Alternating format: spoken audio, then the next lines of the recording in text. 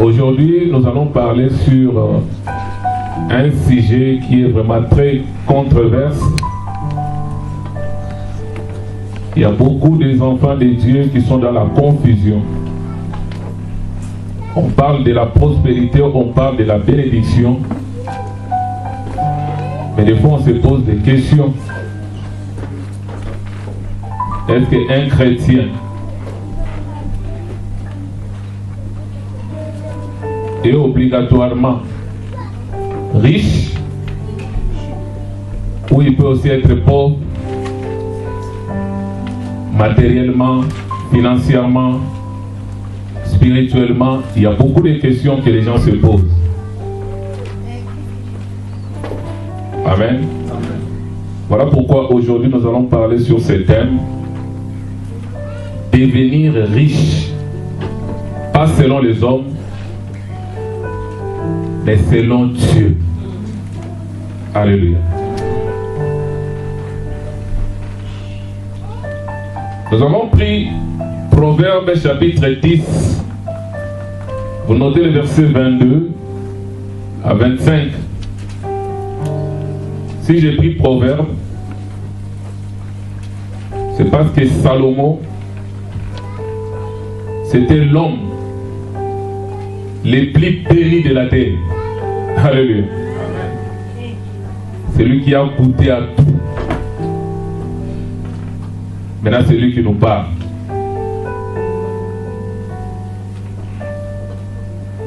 Au verset 22 du Proverbe 10, il dit, c'est la bénédiction de l'Éternel qui enrichit. Et il ne la fait suivre d'aucun chagrin. Je reprends. C'est la bénédiction de l'Éternel qui rend l'homme riche. Et cette bénédiction, Dieu ne la fait suivre d'aucun chagrin. Cela revient à dire qu'il y a des bénédictions qui n'enrichissent pas l'homme. En d'autres termes, si tu reçois une bénédiction qui ne t'enrichit pas, ça ne vient pas de Dieu. Et il continue, il dit, c'est la bénédiction de l'Éternel qui enrichit, et il ne la fait suivre d'aucun chagrin. Vous connaissez les chagrins? Les chagrins englobent tout. Les chagrins englobent l'angoisse, les soucis, les inquiétudes, les difficultés, des problèmes, des tribulations, des persécutions, etc., etc. Donc, il y a des bénédictions qui peuvent enrichir l'homme. Mais cette bénédiction est accompagnée des chagrins. Est-ce que vous comprenez les étapes? Donc c'est pour nous dire, si tu reçois une bénédiction qui t'enrichit, cela n'est pas fini. Mais si cette bénédiction qui t'enrichit se fait suivre des chagrins, il a dit d'aucun chagrin, c'est-à-dire même pas une goutte de chagrin. C'est-à-dire s'il y a chagrin, s'il y a angoisse, s'il y a souci, s'il y a inquiétude, s'il y a difficulté, c'est que ce n'est pas la bénédiction dont Salomon est en train de nous parler ici. Alléluia. Quand nous parlons de la bénédiction, la première des choses, je vais dire le premier point, il faut savoir définir qui est l'homme. suis-je? C'est à partir de la définition de l'homme que tu sauras répartir la bénédiction. 1 Thessaloniciens, chapitre 5, le verset 23 nous dit quoi? L'homme est constitué de 3 parties. Premièrement, il y a l'esprit. Deuxièmement, il y a l'âme. Et troisièmement, il y a le corps. Souvent, les hommes, nous renversons l'ordre de l'Éternel. Nous plaçons le corps en premier. Mais selon l'ordre de Dieu, c'est d'abord l'esprit, l'âme et le corps. Maintenant, quand nous prenons l'esprit, nous prenons l'âme, les 2 éléments constituent ce que nous appelons l'homme intérieur.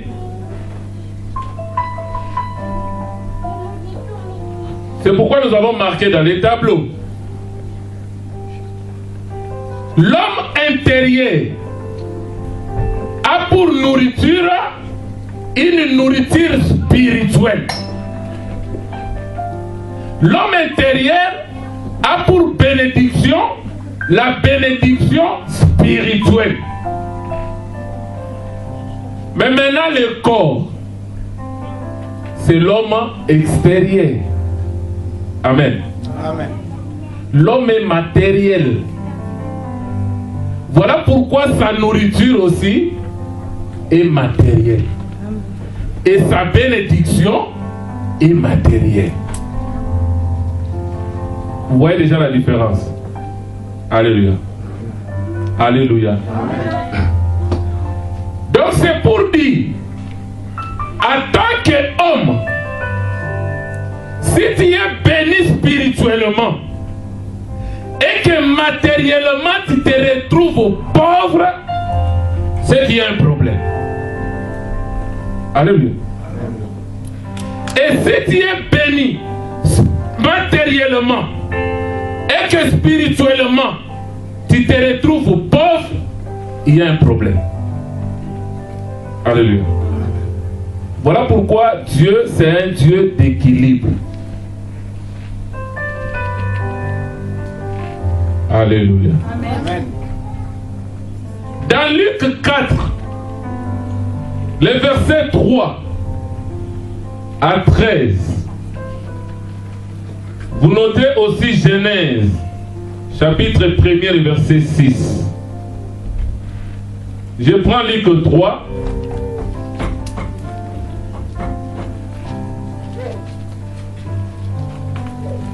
Non, Luc 4. Excusez-moi, Luc 4, le verset 3 à 13.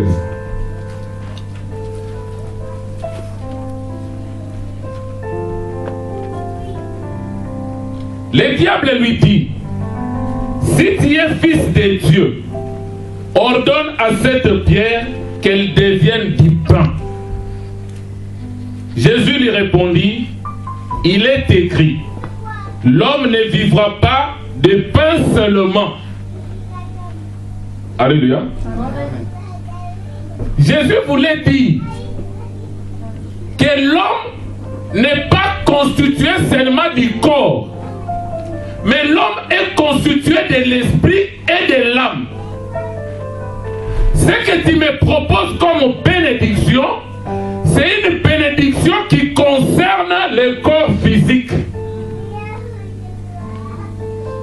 Donc par là, nous comprenons une chose, que le diable ne propose que les bénédictions matérielles. Amen. Mais il ne propose pas les bénédictions spirituelles. Alléluia. Et quand nous parlons du pain, là nous voyons le pouvoir économique des hommes sur la terre. Le pouvoir social des hommes sur la terre. Amen. Il continue de dire, Jésus lui répondit, il est écrit que l'homme ne vivra pas de pain seulement. Le diable l'ayant élevé, lui montra en un instant tous les royaumes de la terre. Voilà ce que le diable propose. Les royaumes de la terre. Il dit, je te donnerai toute cette puissance et la gloire de ces royaumes, car elle m'a été donnée et je la donne à qui je veux, à une seule condition, si donc tu m'adores, elle sera toute à toi. Alléluia. Le pouvoir politique, le pouvoir biblique, l'élévation, la gloire, le succès de ce royaume, je les donne à qui je veux, mais à une seule condition, que la personne m'adore. Nous allons comprendre que le diable propose à l'homme la bénédiction matérielle, mais en échange de son âme. Quelque chose de spirituel. Donne-moi ton âme, je te donnerai les biens de ce monde. Je te bénirai matériellement. Or, l'homme n'est pas seulement constitué du corps. L'homme ne doit pas seulement se contenter de la bénédiction matérielle. L'homme doit se contenter de la bénédiction spirituelle qui engendre la bénédiction matérielle.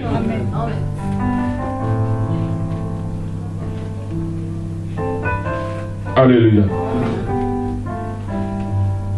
Dans Genèse 3, il est venu, il a proposé à l'homme la même chose. Je te donne la connaissance qui te manque. Alléluia. Mange, touche à l'arbre de la connaissance du bien et du mal. Il a proposé la nourriture.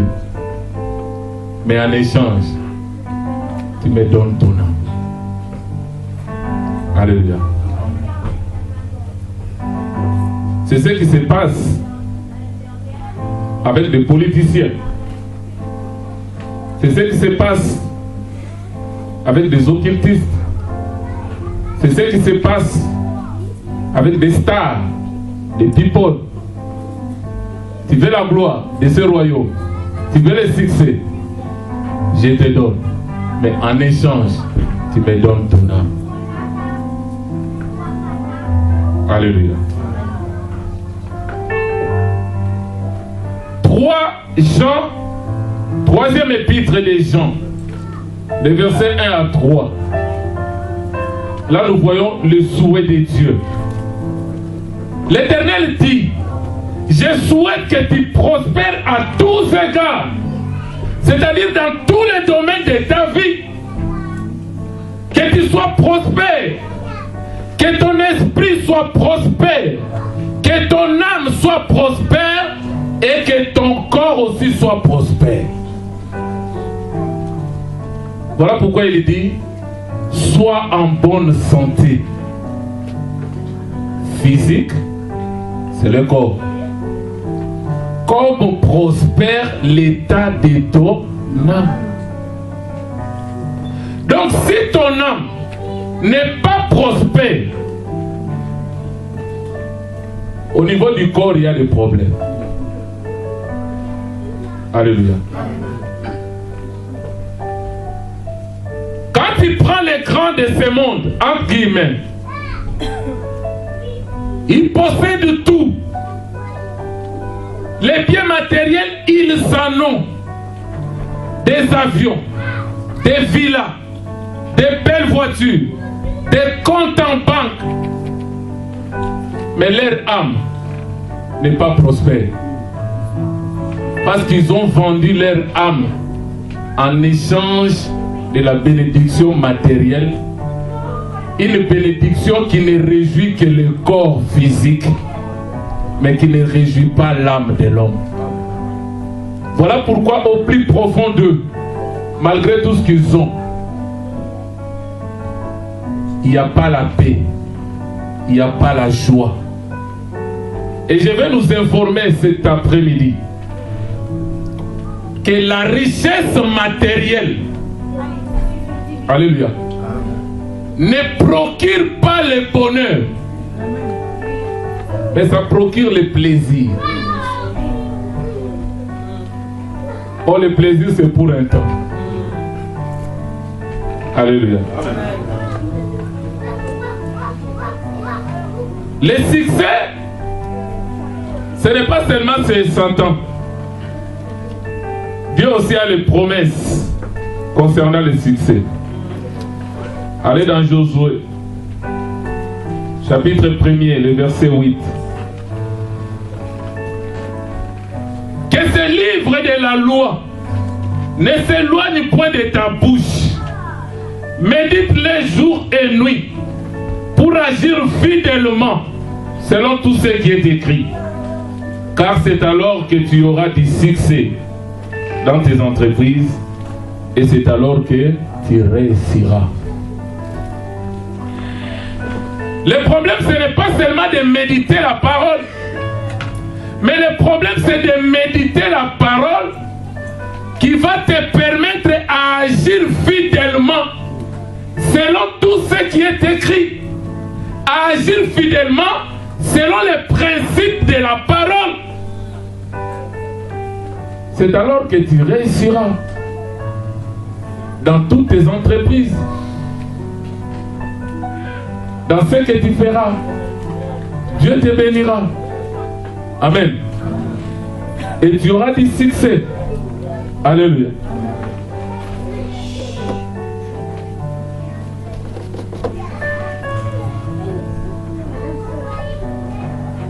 Aujourd'hui, je vais nous amener à une dimension que Dieu veut pour nous, à ce qui concerne la bénédiction. Alléluia. Quand nous prenons Job, vous notez Job chapitre 1er, les versets 6 à 12. Job chapitre 1er, les versets 6 à 12. Vous prenez aussi chapitre verset 20 à 22 et chapitre 2, les versets 3 à 10. Job chapitre 1er.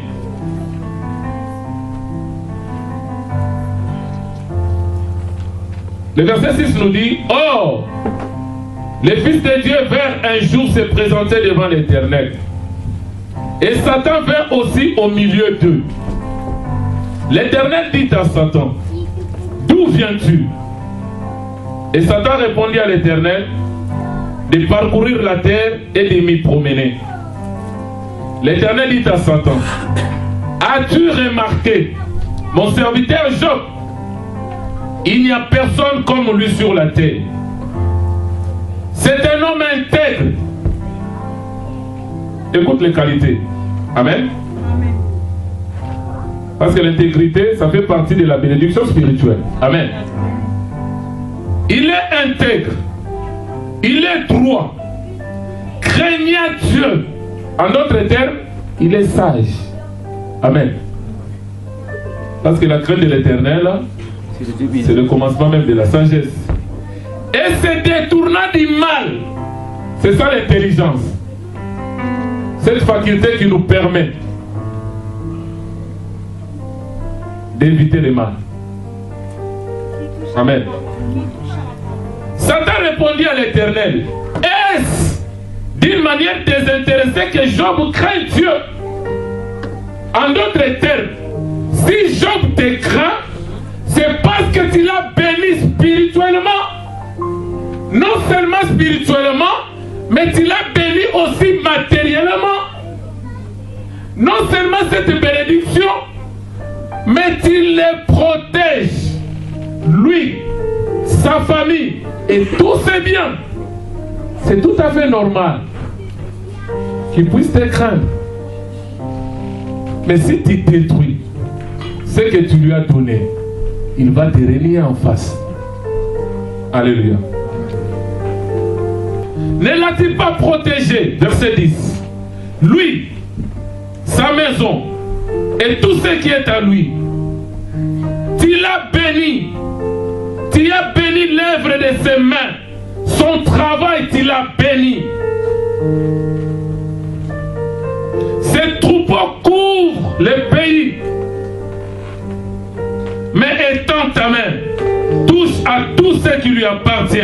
Je suis sûr qu'il te maudit en face. L'Éternel dit à Satan, voici tout ce qui appartient. Je te le livre. Seulement, ne porte pas la main sur lui. Ne touche pas son âme. Ne touche pas sa vie. Amen. Et Satan se retira de devant la face de l'Éternel. Vous connaissez l'histoire. Il a tout détruit. Alléluia. Il a détruit tous ses biens matériels. Il est allé loin jusqu'à tuer tous ses 10 enfants. Alléluia. Alléluia. Amen. J'ai dit bien, je vais nous amener à une dimension concernant la bénédiction. Je me pose une question. Nous disons que les enfants, ce sont les fruits de la bénédiction de l'Éternel. Amen. L'Éternel m'a béni avec les enfants.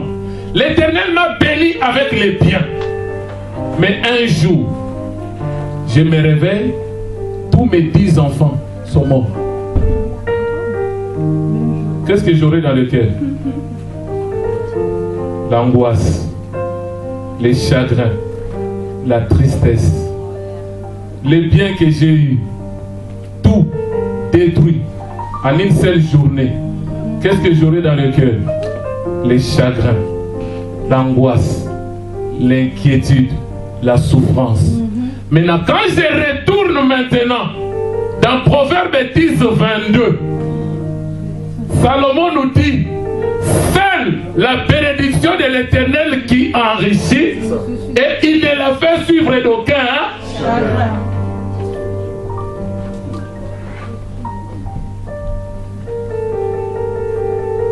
Hein? Je vais anticiper déjà. Donc je vais nous amener à comprendre que tout ce que l'homme peut recevoir sur la terre est éphémère. Amen.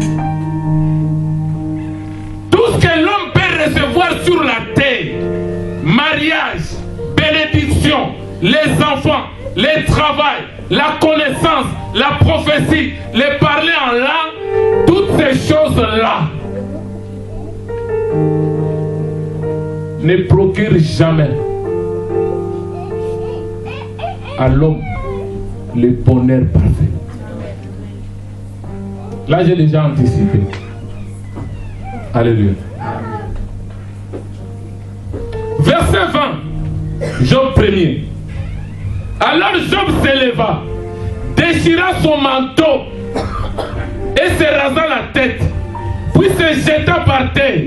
Il se prosterna et dit, je suis sorti nu du sein de ma mère, et nu je retournerai dans le sein de la terre. L'Éternel a donné et l'Éternel a ôté. Que le nom de l'Éternel soit béni. Amen. Hein? Amen. Quand tu es venu dans le monde, qu'est-ce que tu as rapporté? Tu es venu nu. Tout ce que l'homme amasse dans ce monde ne sert à rien. Il ne faut même pas prendre ton cœur, l'attacher à ses biens matériels. Il dit, je suis venu nu et je retournerai nu dans le sein de la terre. Tout ce que j'ai amassé sur la terre, les jours où je mourrai, je le laisserai à quelqu'un d'autre. À quoi c'est? de perdre mon âme et de gagner le monde. Amen. Matthieu 16, 26. Que sert-il à un homme de gagner le monde s'il perdait son âme? Qu'est-ce qu'il donnera en échange de son âme? C'est que l'homme doit comprendre que ton âme est plus que toute la richesse de ce monde. Amen. Ton âme n'a pas le prix. Voilà pourquoi le diable te propose la richesse matérielle qui est éphémère. Une richesse passagère en échange de ton âme.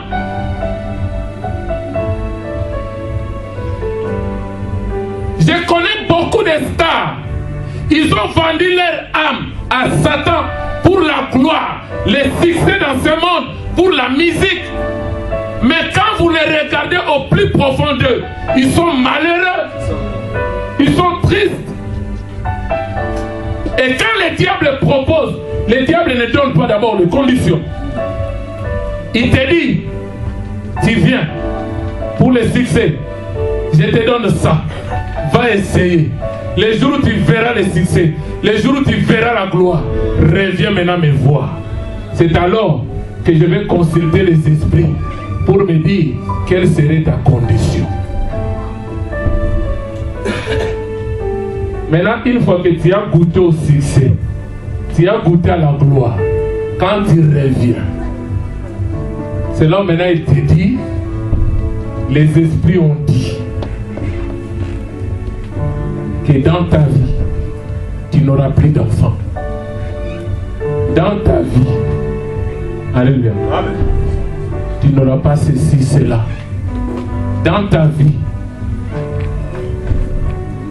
il donne des conditions difficiles.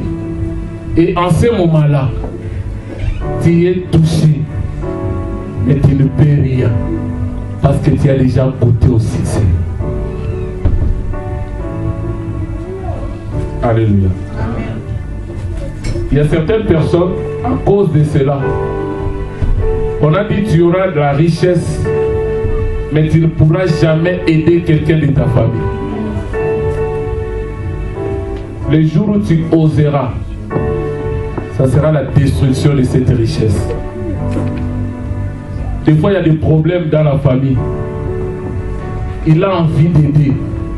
Mais comme c'est de la richesse conditionnée, il ne peut rien. Mais il peut aider facilement les gens qui ne sont pas de la famille. Tout ça, c'est des conditions. Voilà pourquoi le diable il va encore loin.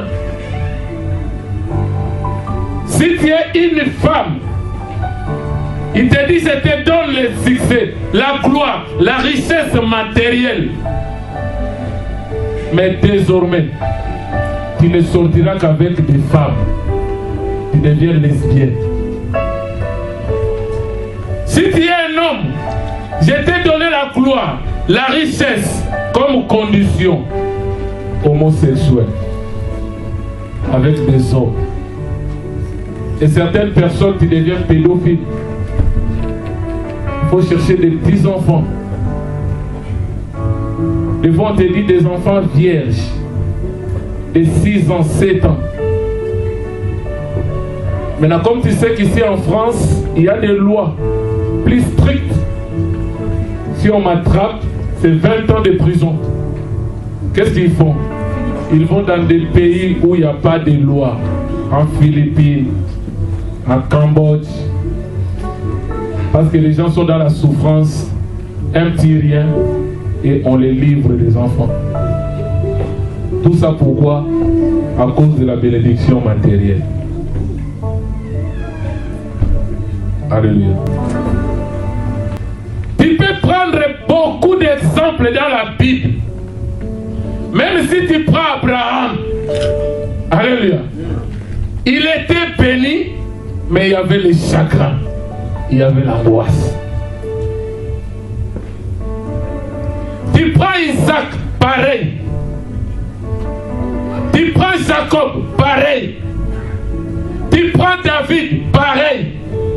Les jours où Absalom est venu dans le monde, David s'est béni. Dieu m'a donné un fils. Mais quelques années plus tard, le même fils a tué son frère. Parce que Amnon, un des fils de David, avait commis l'inceste avec la sœur, sa demi-sœur. Comme la demi-sœur était le frère direct d'Absalom, Absalom l'a tué. Et pour David, les enfants que Dieu m'a donnés, la bénédiction que Dieu m'a donnée, se transforme en cauchemar. Et le même Absalom, il a pourchassé son père David.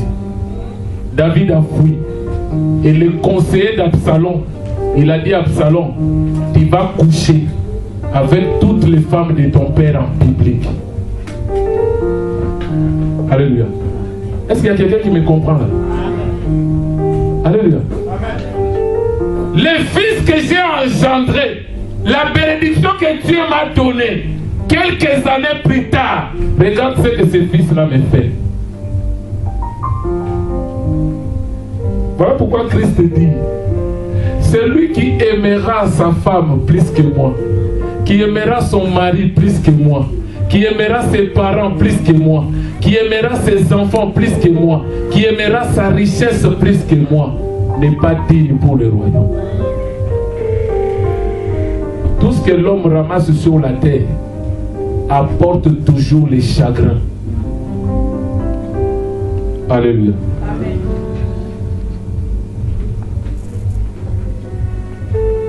Le jour où Lot a enfanté ses filles, c'était la joie. Alléluia. Amen. Dieu m'a donné des enfants. Mais un jour, ses propres enfants, ils ont enivré leur père pour coucher avec lui. Habakkuk 2:15 nous dit quoi? Maudit soit l'homme qui fait enivrer son prochain pour voir sa nudité. Voilà pourquoi la race des Moabites et des Ammonites, c'est une race maudite, une race de l'inceste. Alléluia. Quand il prend Jacob, il a volé la bénédiction de son frère. Dans Genèse 27. Et quand vous prenez le chapitre 28, le verset 1, quand il voulait fuir son frère, parce qu'il voulait le tuer, la Bible dit Isaac les bénit. Alléluia. Alléluia. Amen. Mais le même Jacob, alors dans Genèse 32,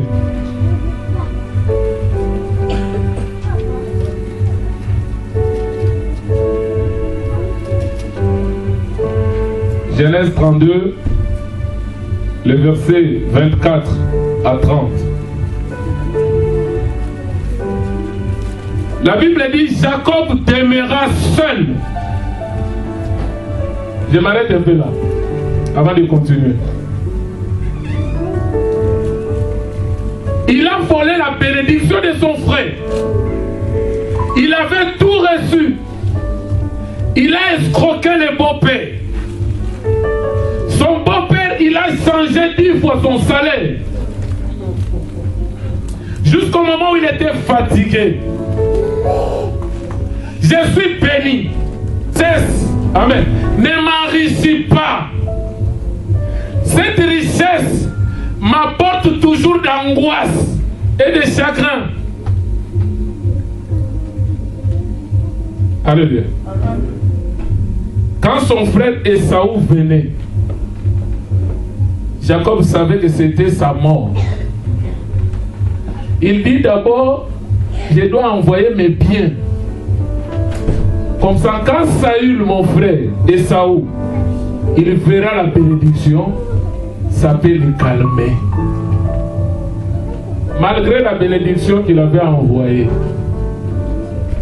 Esaü a dit, va lui dire, Dieu aussi m'a béni.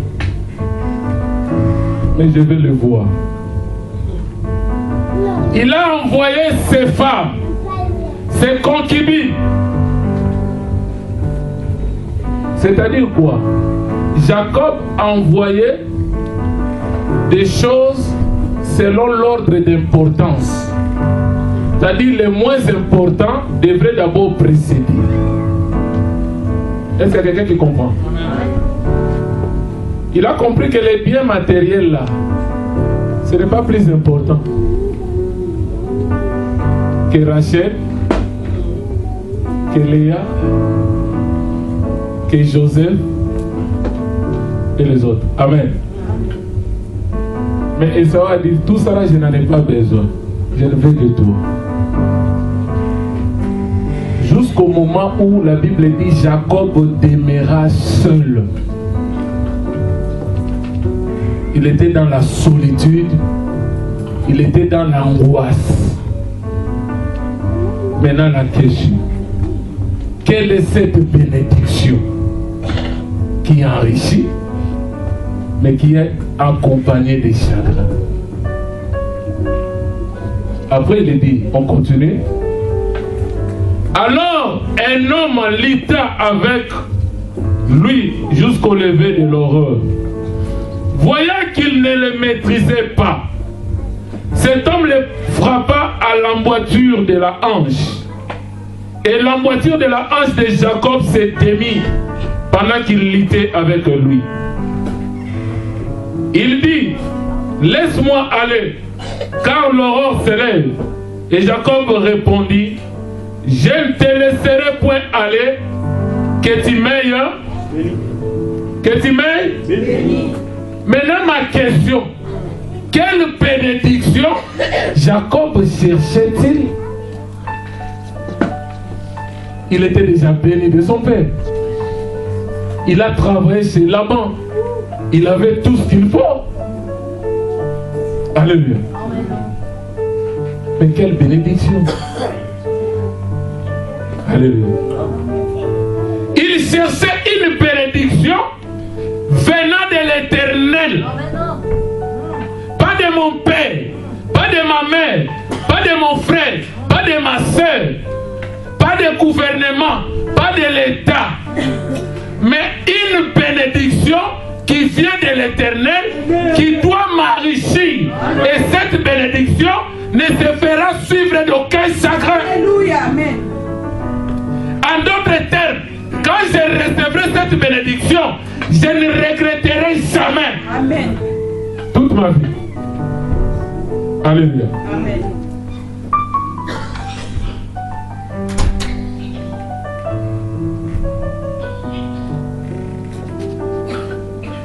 Et quand nous parlons de la bénédiction,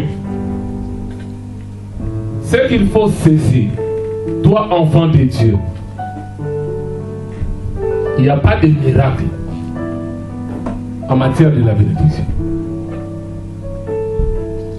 Dieu, en matière de la bénédiction, il a établi des principes. Et ces principes sont immuables.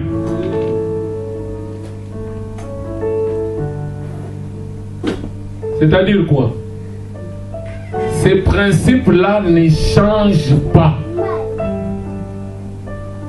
C'est-à-dire, si tu respectes ces principes-là, tu es béni. Et si tu ne respectes pas, tu ne seras pas béni. Alléluia.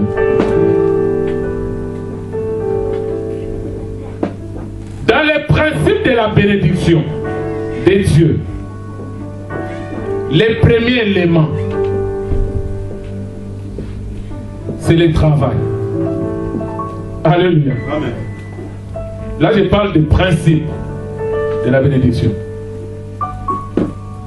La Bible dit, le travail, c'est la plus belle activité que l'homme a reçue de l'Éternel. Il dit, je bénirai dans toutes tes entreprises. L'œuvre de tes mains seront bénies. Nous avons vu dans Job 1, le diable a dit ceci: tu as béni l'œuvre de ses mains. En d'autres termes, son travail.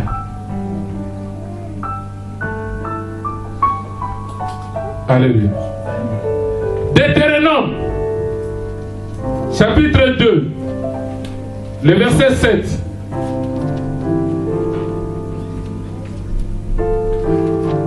Vous notez aussi Proverbe 14, le verset 23. Deutéronome 2.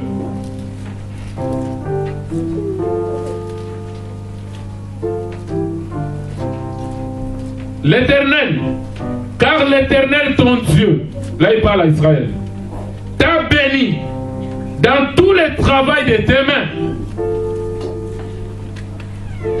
Il a connu ta marche dans ce grand désert.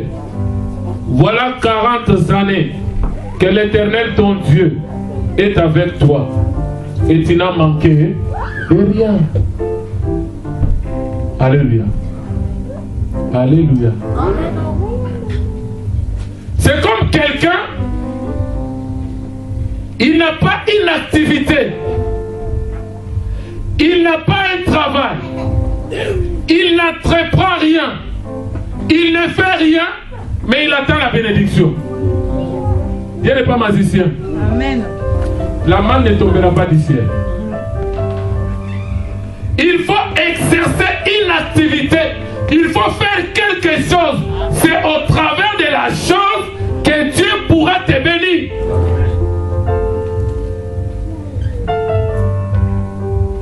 La Bible dit un peu de sommeil, un peu d'assoupissement, un peu croiser les bras.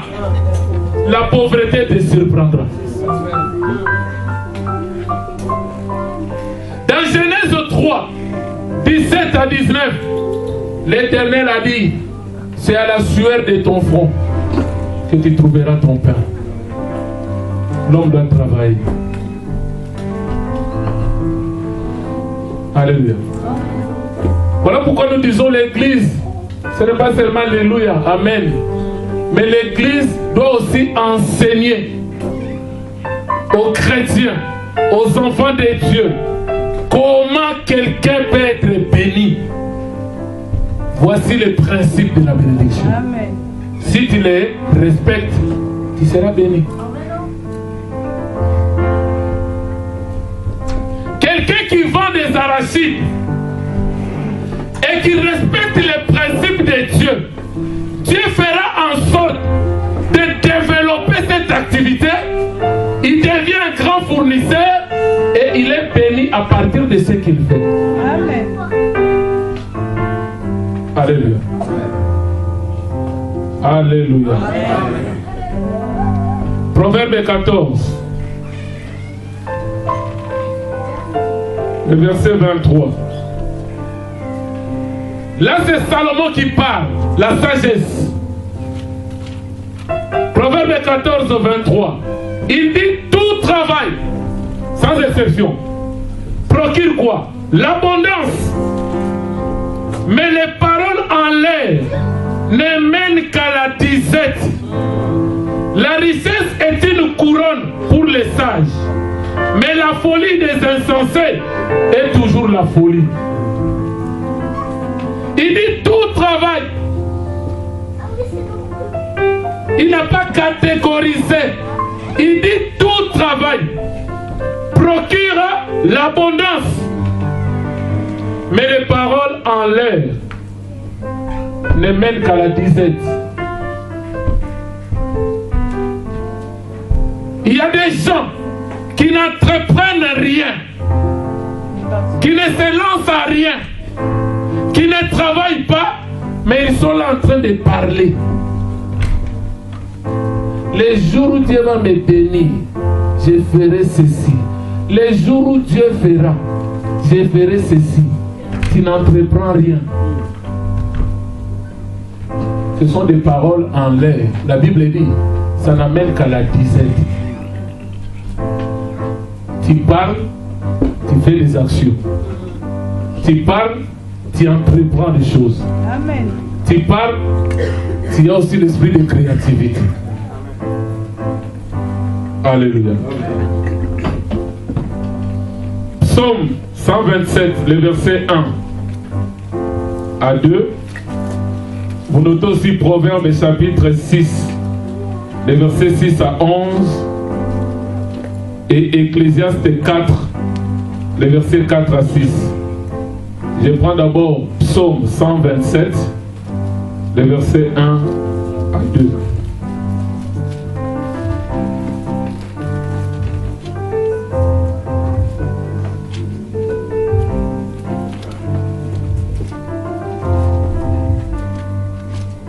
Écoute ce que la Bible dit Salomon. Ça, c'est le psaume de Salomon. Ce n'est pas le psaume de David. Amen. Si l'Éternel ne bâtit la maison, ceux qui la bâtissent travaillent en vain. Si l'Éternel ne garde la ville, celui qui garde veille en vain. Est-ce que vous avez compris quelque chose? C'est-à-dire, dans le travail que tu fais, si tu n'associes pas Dieu, dans les activités que tu fais, si tu n'associes pas Dieu, tu travailles en vain.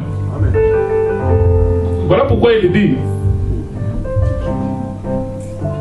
verset 2, en vain, vous vous levez de beau matin, vous vous couchez tard et vous mangez le pain de douleur.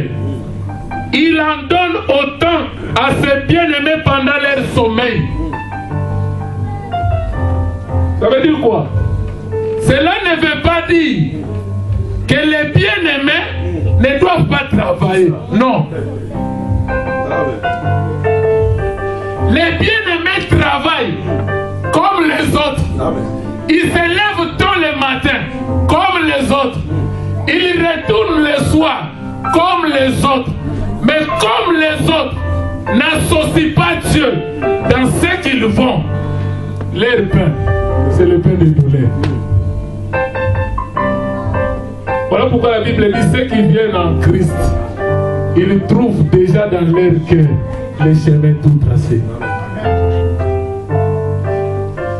Il te donne la force pour travailler. Il renouvelle ta force. Et dans le travail que tu fais, il y a la grâce de Dieu qui t'accompagne. Mais les autres, c'est la souffrance. Voilà pourquoi beaucoup de gens ici en France, en Europe, partout ailleurs, ils travaillent, ils se rendent compte qu'ils ne tournent qu'à rond. On me donne 1000 € par mois, 1500. Quand je paye les loyers, je paye les factures, je paye ceci, je paye les coupons de transport, dans le compte, 0. Et tu les vois dans les centres commerciaux. Il vient faire des courses. Quand il voit un autre, un homme de couleur comme lui, il sort la carte bleue pour impressionner. Mais pourtant, dans les comptes, il n'a même pas 500 €. Alléluia. Alléluia. Voilà pourquoi, pour chercher la bénédiction, tu dois connaître les principes de Dieu. Tu dois avoir l'esprit de créativité. Le système veut en ce qu'on tourne en rond. Mais que dois-je faire pour sortir du système? Parce que ma vie ne dépend pas du système. Moi, je dépends des promesses. Mais que dit les promesses de Dieu? Que dit la parole? Parce qu'il y a des principes. Si tu ne respectes pas les principes, tu vas pleurer toute ta vie. Alléluia. Proverbe 6. 6 à 11.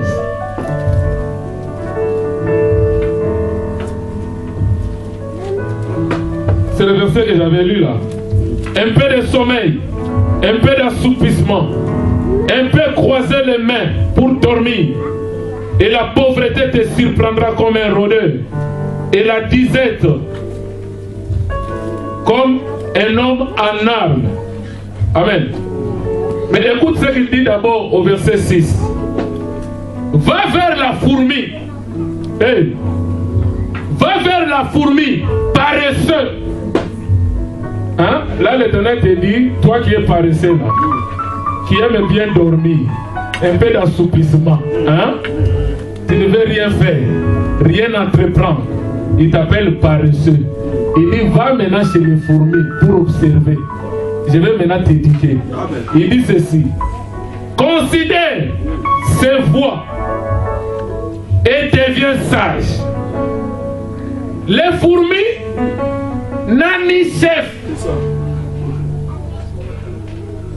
Quand tu prends les hommes dans une société, si tu ne mets pas un chef à la tête, c'est le désordre.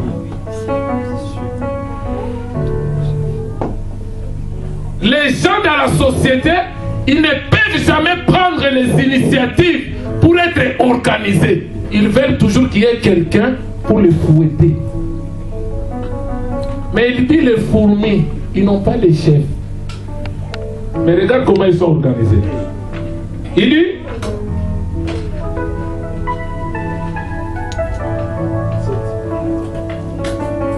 elle n'a ni chef, ni inspecteur. Nous, avant de faire quelque chose, on veut toujours que tu sois surveillé. Quand tu es surveillé, là tu fais bien.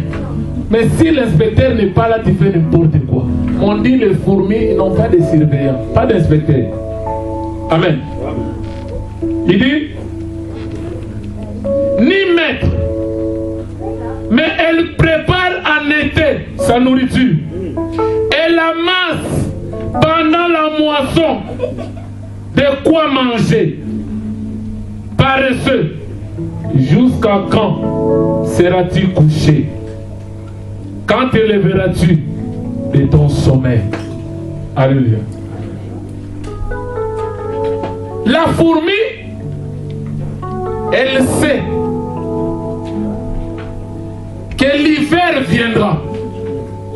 Quand l'hiver viendra, il n'y aura plus moyen de sortir dehors pour aller chercher la nourriture. Pendant l'été, il faut chercher, faire la provision. Vous connaissez la récitation là? Le récit de la cigale et la fourmi. La cigale ayant chanté tout l'été. Et pendant que la cigale chantait, la fourmi travaillait. Maintenant, l'hiver approche. Plus moyen de sortir pour aller chercher. Les fourmis, ils étaient dans leur dernière là, en train de manger leurs provisions. Et là, la cigale vient. Madame la fourmi, tu ne peux pas me donner un peu? Il dit, pendant que nous, on travaillait pendant l'été, on cherchait la provision pour l'hiver. Toi, tu chantais. Maintenant, danser. Alléluia.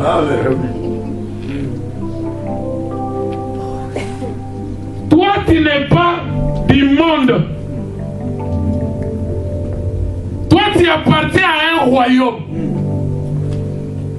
Pendant que tu es dans ce monde, pense à ton royaume. Alléluia.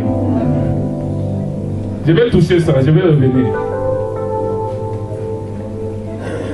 Ecclésiaste 4, le verset 4 à 6.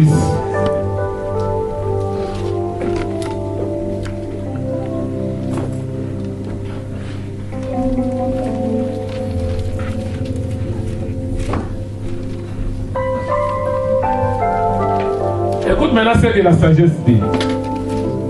J'ai vu que tout travail et toute habileté dans le travail n'est que jalousie de l'homme à l'égard de son prochain.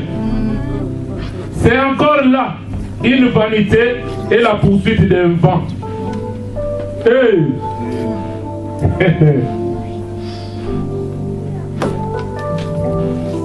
Comme je vois l'autre béni, comme je vois l'autre prospère, je prends la décision. Moi aussi je dois travailler, je dois me donner à fond. Cette motivation charnelle. Amen. J'ai vu que tout travail, toute habileté dans le travail n'est que jalousie de l'homme à l'égard de son prochain. Soit je dois travailler pour recevoir la richesse afin de prouver à ces gens-là qu'il sera plus que ce que lui là. Voilà la motivation de ton travail. Alléluia. Amen. Deuxième principe, c'est la loi de la sémence et de la moisson. Celui qui donne reçoit. En d'autres termes, celui qui ne donne pas ne recevra pas. Celui qui moissonne, celui qui sème moissonnera. Celui qui ne sème pas ne moissonnera pas. Celui qui sème peu moissonnera peu, et celui qui sème abondamment moissonnera abondamment. C'est le principe de Dieu. Quand je parle de ces principes-là, je ne parle pas seulement aux chrétiens. Parce que même celui qui n'est pas chrétien, s'il respecte ces principes, il est béni matériellement. Amen. Alléluia. La Bible dit, celui qui a pitié du pauvre, il prête à l'Éternel. Il y a des gens qui ne prient pas, mais quand il voit des pauvres, il est émis de compassion, il peut les aider, il respecte la loi. Il prête à l'Éternel. Autant marqué, Dieu va lui rendre. Alléluia. On dit la main qui donne est toujours au-dessus de la main qui reçoit. Maintenant, toi, tu ne veux que recevoir. Tu seras toujours en bas. Si tu veux être en haut, apprends à donner. Allons dans Galates 6, le verset 6 à 8. Vous notez aussi 2 Corinthiens, chapitre 9, le verset 6. Et Proverbes, chapitre 11, les versets 24 à 28. Et Proverbe 19, le verset 7.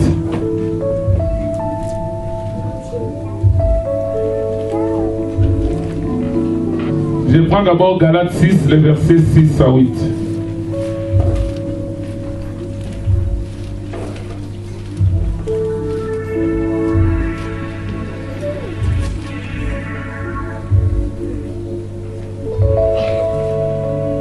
La Bible dit ceci, le verset 6, Galates 6, que celui à qui l'on enseigne la parole fasse part de tous ses biens à celui qui l'enseigne. Je pose la question, qui applique ces principes dans sa vie? Regardez-moi. Que celui à qui l'on enseigne la parole doit faire part, pas de quelques biens, de tous ses biens à celui qui l'enseigne la parole. C'est le principe. Qui l'applique? Alléluia. Mais maintenant, si tu n'es pas béni, pourquoi tu te plains?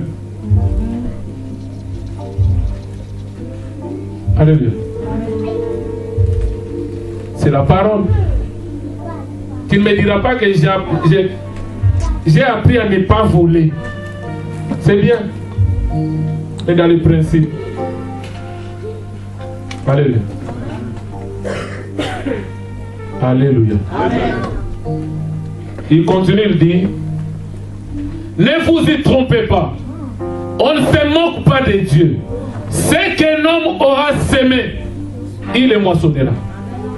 Celui qui sème pour sa chair, moissonnera de la chair la corruption. Mais celui qui sème pour l'esprit, moissonnera de l'esprit la vie éternelle. Tu sais, s'aimer pour la corruption, c'est quoi? C'est tout ce que tu donnes avec des motifs charnels pour te faire voir, pour gagner l'estime de quelqu'un. Tout ça là, c'est charnel.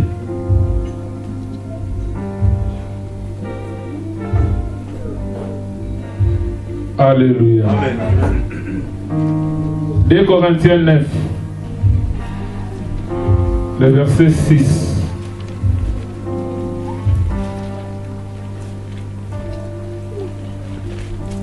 Sachez-le bien, celui qui sème peu, moissonnera peu.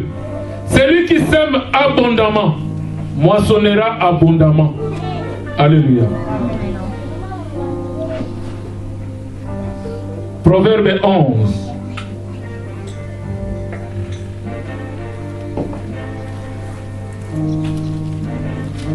Là, je donne le principe.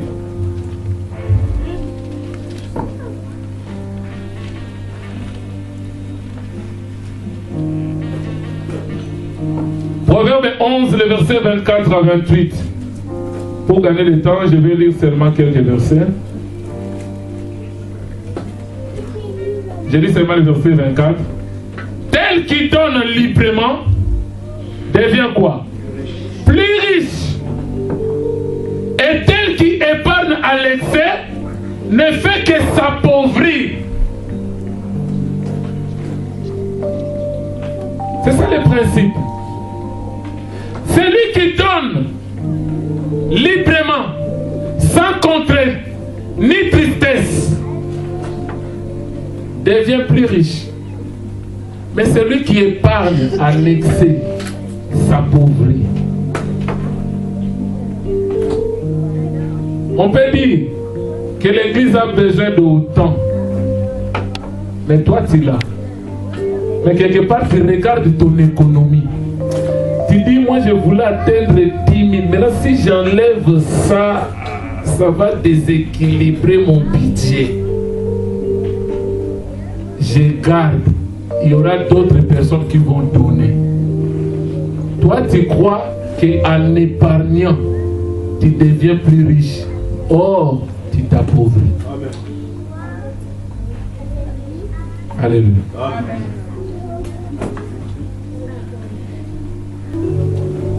Deux Corinthiens 9, le verset 10 nous dit ceci. C'est Dieu qui fournit la sémence aux semeurs. Écoute-moi bien. Quand Dieu te demande de s'aimer, de donner, celui qui épargne en excès, il pense que Dieu veut l'arnaquer.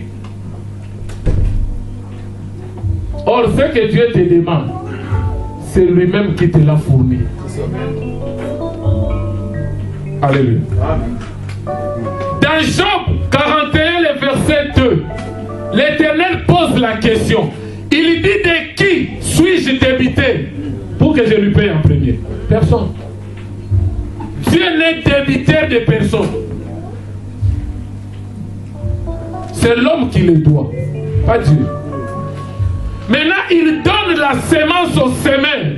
Maintenant, quand il tend la main, les semeurs refusent. Souvent, on fait comme les singes. Son propriétaire, il a tout un régime de bananes. Mais il prend seulement une banane, il donne au singe. Après, il tend la main, il dit, coupe-moi un morceau. Tu sais ce que fait le singe? Il refuse. C'est pour dire, je ne donne pas. Maintenant, quand tu ne donnes pas, c'est ça épargner en excès. Or, j'ai tout un régime.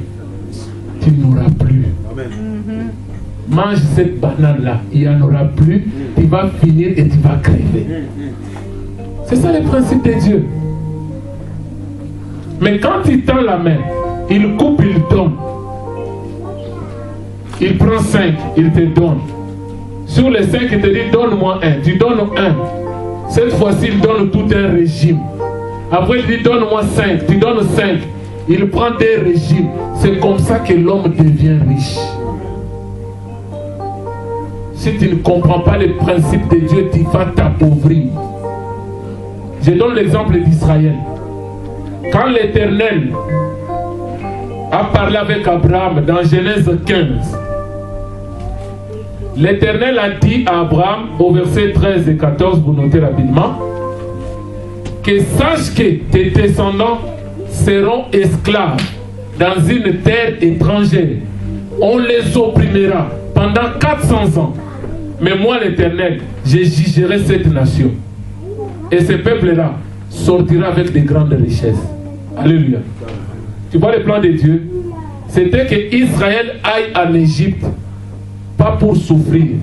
Le but de Dieu, Dieu voyait la construction du tabernacle, les lieux de la rencontre de Dieu avec l'homme. Parce que si Dieu est avec toi, tu es béni. Alléluia. Mais maintenant, pour construire le tabernacle, il faut de l'or, il faut l'argent, il faut les reins, il faut les étoffes, toutes ces choses-là. Et toutes ces richesses-là se trouvent en Égypte. Raison pour laquelle ces peuples doivent passer par là. Alléluia. Maintenant, quand il appelle Moïse dans Exode 3, il dit tu iras pour délivrer mon peuple. Mais ce peuple-là sortira pas à main vide. Ils sortiront avec des richesses que chaque femme demande à son voisin. Des objets d'or, d'argent, des vêtements. Parce que moi, l'Éternel, je leur ferai trouver grâce auprès des Égyptiens.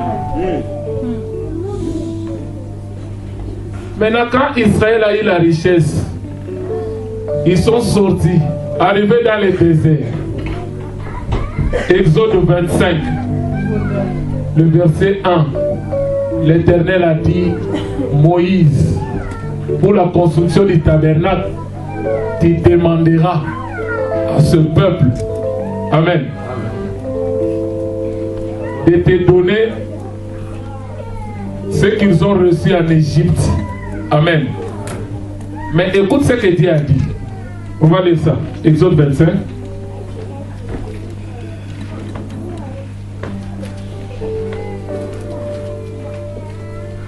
L'Éternel parla à Moïse et dit, parle aux enfants d'Israël qu'ils apportent une offrande. Vous la recevrez pour moi de tout homme qui la fera de quoi? De bon cœur. Dieu ne force personne. C'est lui qui n'est pas disposé dans son cœur qu'il garde. Mais c'est lui qui a compris que c'est Dieu qui donne la semence aux semeurs.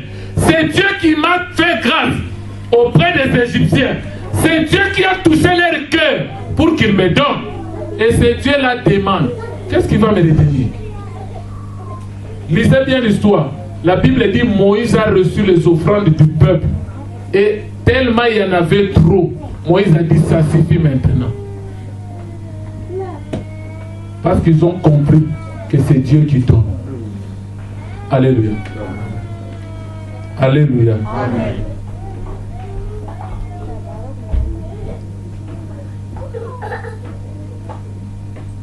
La Bible dit, l'Éternel a regardé Adam. Il a vu dans Adam, il y a quelque chose qui manque. Alléluia. Il n'est pas bon que l'homme soit seul. L'Éternel a dit, je lui ferai une aide semblable. Amen. Mais pour que l'Éternel lui donne l'aide semblable, elle, qu'est-ce que l'Éternel a fait? Dieu devrait d'abord demander à Adam de lui donner une de ses côtes. Alléluia. Adam a donné la côte. L'Éternel a pris cette côte, il a formé la femme. Et il a remis la femme. Et quand Adam a vu la femme, c'était la joie. Hein? Amen. Voici cette fois-ci, l'os de mes os, chair de ma chair, les premiers poètes dans la Bible. Alléluia. Amen. Ce que Dieu te demande, c'est comme l'os. C'est insignifiant. Ça n'a pas d'importance. Mais ce que Dieu te donnera en retour, c'est Ève. C'est plus que l'os que tu donnes. C'est ça. Quand Dieu te dit donne, toi tu te dis, ah, mon budget, ah, mes problèmes, la conjoncture, la vie économique. La Bible dit, celui qui regarde dans la tempête ne s'aimera pas. La tempête c'est quoi? C'est la situation économique. C'est des réalités que tu traverses. Alléluia. Quand tu prends Malachie 3, les versets 8 à 18, l'Éternel dit, vous me volez la nation tout entière par des dîmes et des offrandes. Voilà pourquoi vous êtes frappés de malédiction. Alléluia. Alléluia. Dieu te bénit. Quand tu bénis, Dieu te redonne. Tu donnes, il te redonne. C'est comme ça, c'est un cercle vicieux. Alléluia.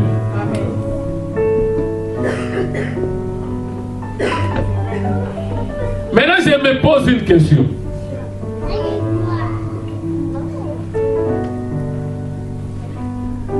Si la bénédiction de l'Éternel, qui enrichit et qui ne la fait suivre d'aucun chagrin, amen. Si c'est de l'argent, les païens aussi ils ont l'argent, non? Alléluia. Amen.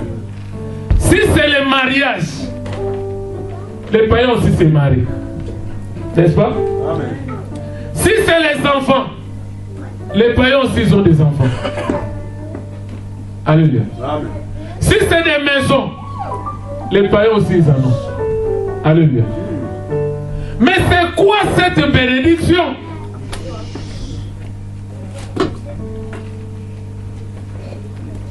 Voilà pourquoi des chrétiens qui n'ont pas compris, ils commencent maintenant à envier les païens. Alors dans Malachie, Malachie 3,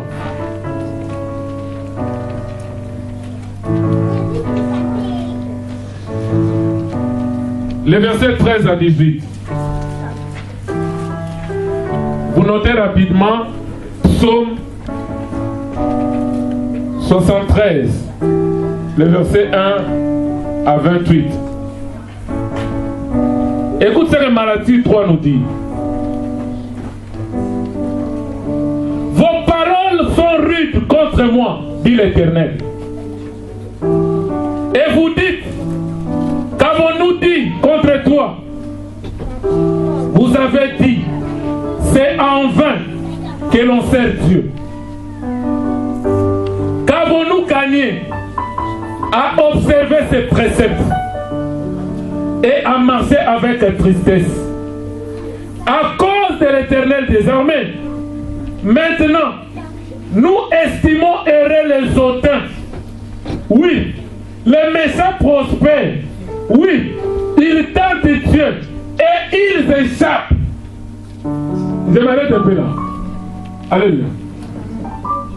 Là maintenant, c'est les enfants de Dieu qui parlent. On observe la loi de Dieu. On craint Dieu. Mais dans notre vie, on est toujours comme des minables. Nous marchons toujours tristes. On fait toujours profil bas devant l'écran de ce monde entre guillemets. Ah, à quoi c'est de craindre Dieu et de rester comme ça? J'estime heureux les auteurs. J'estime heureux les païens. J'estime heureux les orgueilleux, les arrogants.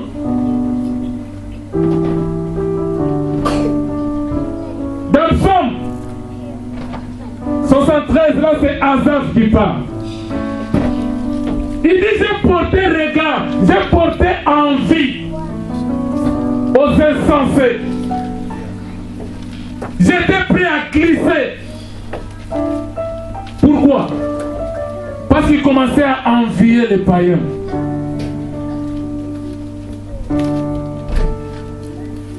Et il se pose la question, pourquoi les païens prospèrent-ils? Alléluia. Mais quand vous lisez, il a fini par comprendre. Verset 16 de Malachie 3. Alors ceux qui craignent l'Éternel se parlaient l'un à l'autre. L'Éternel fut attentif et il écouta. Et un livre de souvenirs fut écrit devant lui. Pour ceux qui craignent l'Éternel, qui honorent son nom, ils seront à moi, dit l'Éternel des armées. Ils m'appartiendront au jour que je prépare. J'aurai compassion d'eux, comme un homme a compassion de son fils qu'il sert. 18. Et vous verrez de nouveau la différence entre les justes et les méchants, entre celui qui sert Dieu et celui qui ne le sert pas. Alléluia. Où est la différence? Quand nous parlons de la bénédiction matérielle, où est la différence entre les méchants et les bons? Ce que nous désirons, et ils l'ont. Mais à quel niveau il y aura la différence? Alléluia. À quel niveau?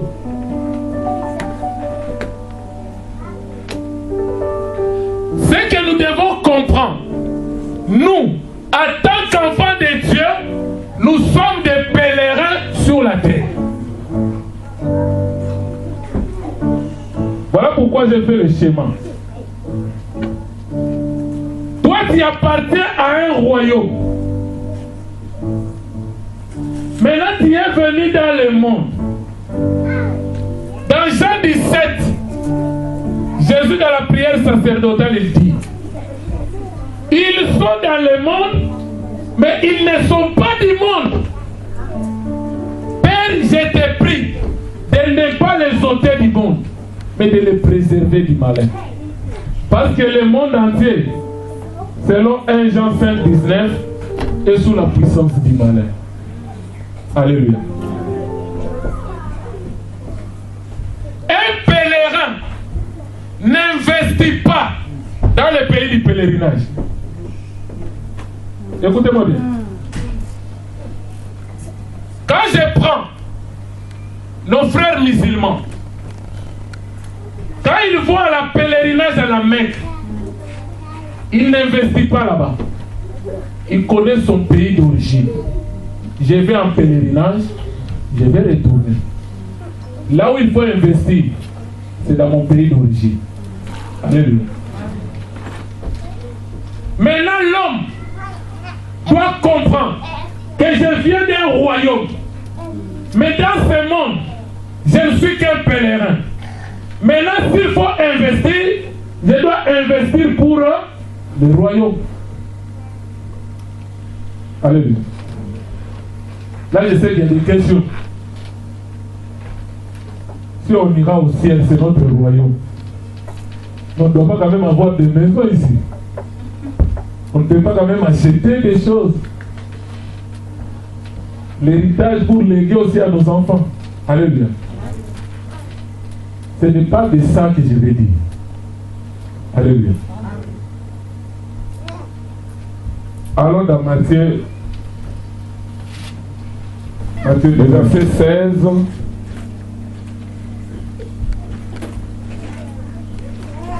À 30. Vous notez aussi Marc chapitre 10, le verset 28 31.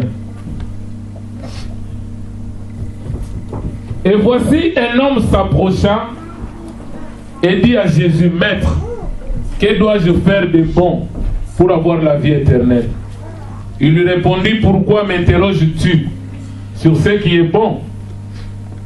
Un seul est bon. Si tu veux entrer dans la vie, observe les commandements. Lesquels, lui dit-il?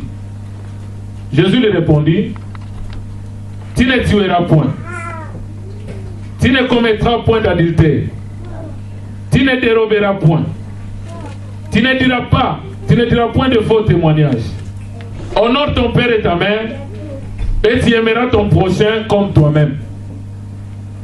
Et le jeune homme lui dit, excusez-moi, le jeune homme lui dit, j'ai observé toutes ces choses, que me manque-t-il encore? Alléluia.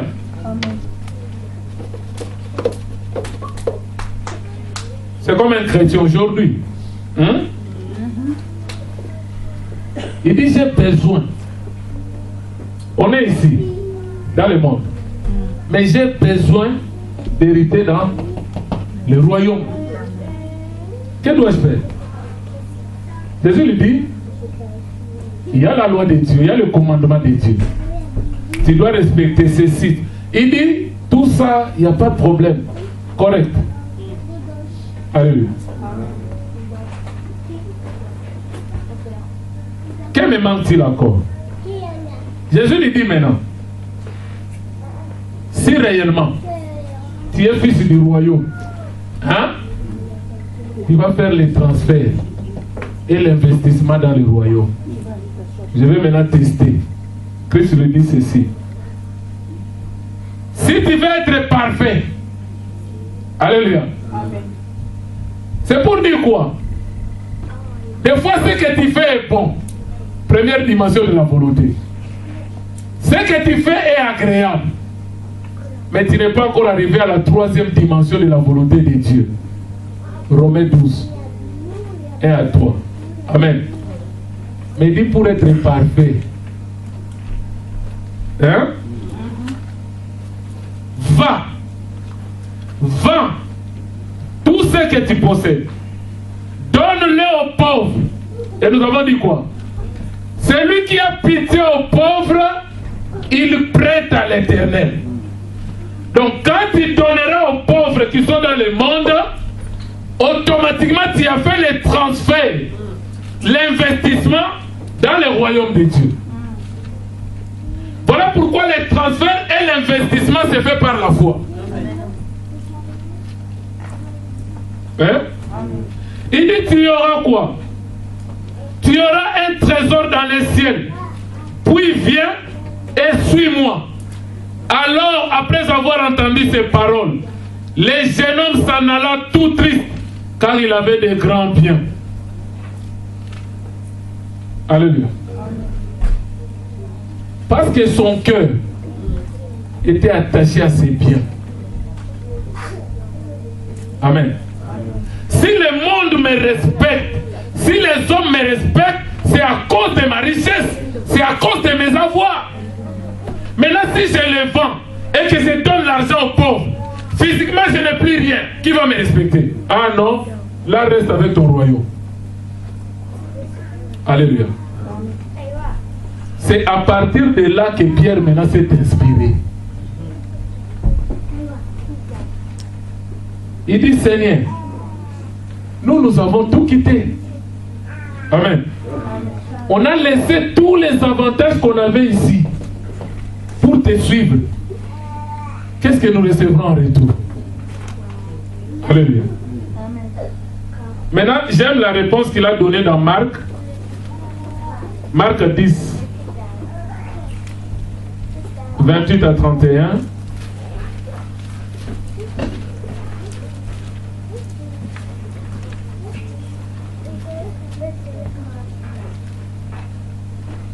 Pierre s'est mis à lui dire, voici nous avons tout quitté et nous t'avons suivi. Jésus répondit, je vous l'ai dit en vérité, il n'est personne qui ayant quitté à cause de moi et à cause de la bonne nouvelle sa maison. Tu sais, quitter ici, cela ne veut pas dire que tu quittes ta maison, tu commences à déambuler, non.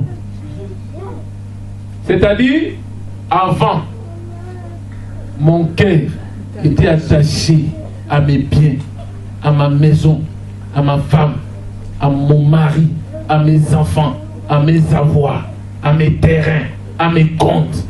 Mais maintenant, Christ lui dit ceci. Si quelqu'un,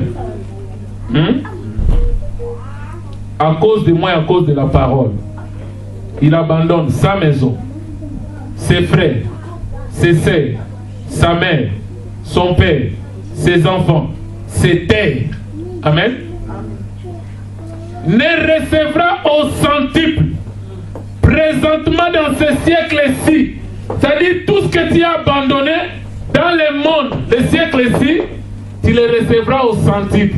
Mais comment? Il dit quoi? Avec des persécutions. Or, Salomon nous dit, seule la bénédiction de l'Éternel qui enrichit, il ne la fait suivre d'aucun chagrin. Donc, en d'autres termes, si je recevrai au centuple avec des persécutions, c'est qu'il y a du chagrin. Donc, ce n'est pas ça. C'est la bénédiction que Salomon parle. Alléluia. Et il dit, avec des persécutions et dans les siècles à venir, la vie éternelle. Alléluia. Amen. Cet homme était triste. J'aime le royaume. J'aime aussi le monde. Maintenant, s'il faut faire un choix, je préfère vivre bien dans le monde. Alléluia. Celui qui cherche la bénédiction matérielle au détriment de la bénédiction spirituelle, je vous dis la vérité, il n'est pas encore fils du royaume. Parce que celui qui est fils du royaume, il doit chercher l'intérêt du royaume. Il doit chercher la bénédiction du royaume. Tout ce qu'il possède dans ce monde, il sait que tout ça n'est que vanité. Mais quand il est question du royaume, je me donne à fond. Alléluia. Voilà pourquoi les royaumes dont il est question. Alléluia. Les royaumes dont il est question là, c'est Jésus-Christ. Il dit dans Luc 17, 20 à 21, on va lire rapidement.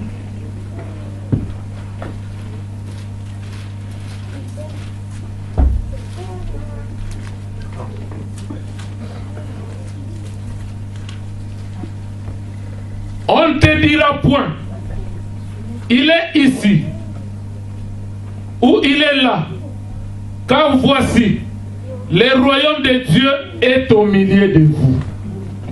Il parlait de lui-même. Amen. Mais maintenant, ce royaume-là, Romains 14, le verset 17 nous dit quoi? Car le royaume de Dieu, ce n'est pas le manger et le boire. Parce que le manger et le boire, ça ne concerne que le corps.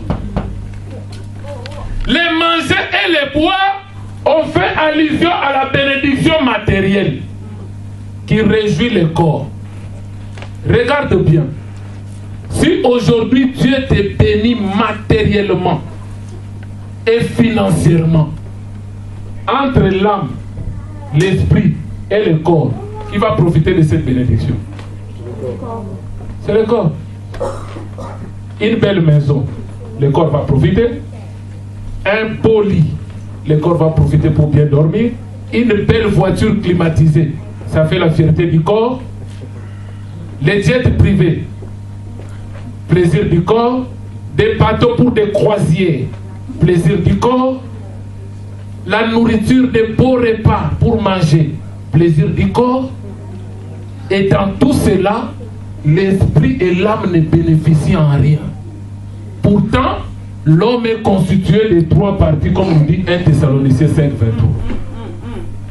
Voilà pourquoi la vraie bénédiction de Dieu doit profiter à tout notre être, amen. Notre esprit, notre âme et notre corps. Hein? Amen, amen, amen.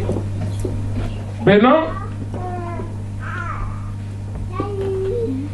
cet homme a refusé le transfert, il a refusé l'investissement. Mais nous allons voir quelqu'un qui avait compris le secret du royaume. Alors dans Hébreux 11, «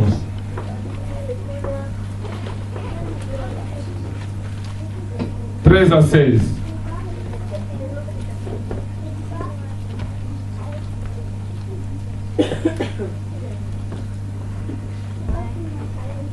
Hébreux 11. Non, je prends le verset 24. 24 à 26. Là, on nous parle de Moïse. La Bible dit c'est par la foi que Moïse est devenu grand, refusa d'être appelé fils de la fille de Pharaon. Il préféra être maltraité avec le peuple de Dieu plutôt que d'avoir pour un peu de temps la jouissance du péché. Amen. Amen. Il regarda l'opprobre de Christ comme une richesse plus grande que les trésors de l'Égypte, car il avait les yeux fixés vers la rémunération. Il était ici, en Égypte, dans le monde, mais il a compris que devenir pharaon pour se jouir de la richesse du monde, ça ne sert à rien. La Bible dit qu'il portait des regards. C'était par la foi qu'il voyait l'opprobre de Christ à la croix comme une grande richesse, plus que les trésors de l'Égypte. Il a accepté d'aller souffrir avec son peuple. Mais aujourd'hui, il y a même des chrétiens qui regrettent. Il dit, si j'étais né dans une famille présidentielle, dans une famille royale. Alléluia. On peut montrer le prince William en train de jouer avec les chiens. Des fois, tu te dis, si moi aussi j'étais le fils ou la fille de la reine. Alléluia. Tant qu'ils sont bénis matériellement, mais s'ils n'ont pas accepté le royaume qui est Jésus, ce sont des malheureux. Amen. Et, voilà maintenant ce que Jésus dit. Matthieu 6. C'est ça la plus grande leçon que nous devons recevoir de Jésus. Matthieu 6.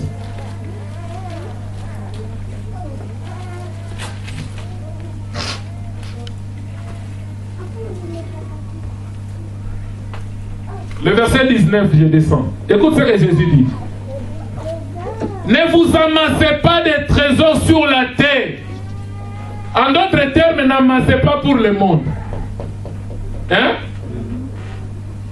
Où la teigne et la rouille détruisent, où les voleurs peuvent dérober.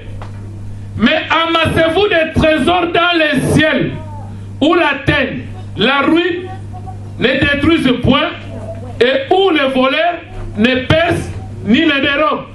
Car là où est ton trésor, là aussi sera ton cœur. On ne doit pas amasser pour le monde. On doit amasser pour le royaume. Alléluia. Après il continue, il dit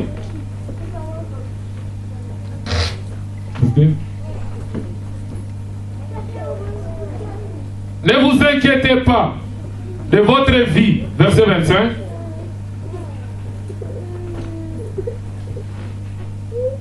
De ce que vous mangerez, ni pour votre corps, De quoi vous serez vêtus? La vie n'est-elle pas plus que la nourriture? Et le corps plus que les vêtements?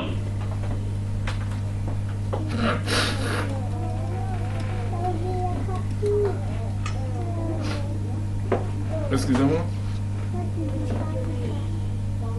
La vie est plus que la nourriture, le corps est plus que le vêtement. Regardez les oiseaux du ciel. Ils ne sèment ni ne moissonnent. Ils n'amassent rien dans les greniers. Mais votre Père Céleste les nourrit. Ne valez-vous pas beaucoup plus qu'eux? Amen. Mais les oiseaux là, ils travaillent quand même. Amen. Je vous avais parlé dernièrement, quand ta vie est basée sur les inquiétudes, tu es en train d'adorer maman. Parce que maman, c'est les inquiétudes. Qu'est-ce que je mangerai? Qu'est-ce que je verrai? Qu'est-ce que j'aurai demain? Christ se dit, ne vous inquiétez de rien. Qui, par ses soucis, peut ajouter une coudée sur la durée de sa vie? Si vous ne pouvez pas, pourquoi faites-vous du souci du reste? Si tu as de quoi manger, de quoi te vêtir, cela te suffit. Amen. Après, il dit, au verset 33, cherchez premièrement les royaumes et la justice de Dieu, et toutes choses vous seront données par-dessus. Cherchez premièrement les royaumes. Parce que ce royaume-là, c'est un homme. C'est Jésus-Christ. Cherchez premièrement Christ. Cherchez premièrement la justice de Christ. Tout ce qui est bénédiction viendra après. Amen. Il ne faut pas placer la charrue avant le bœuf. D'abord le royaume. D'abord la justice du royaume. Et le reste viendra après. Alléluia. Alléluia.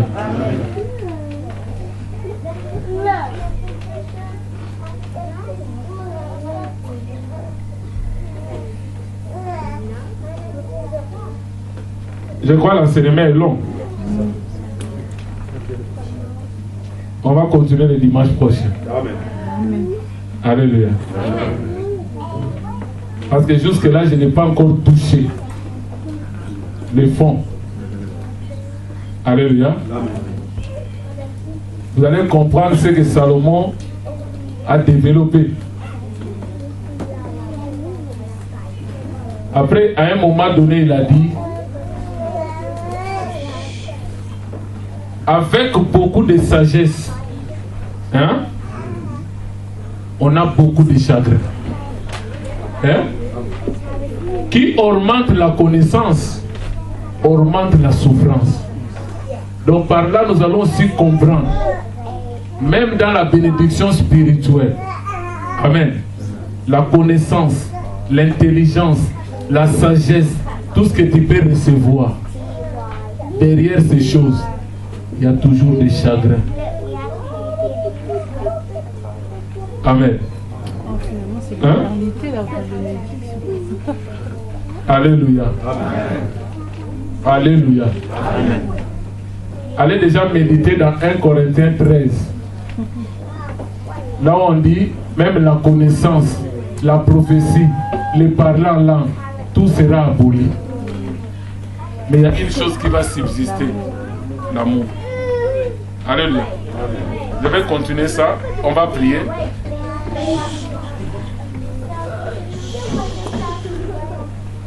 Chacun va prier par rapport à sa vie.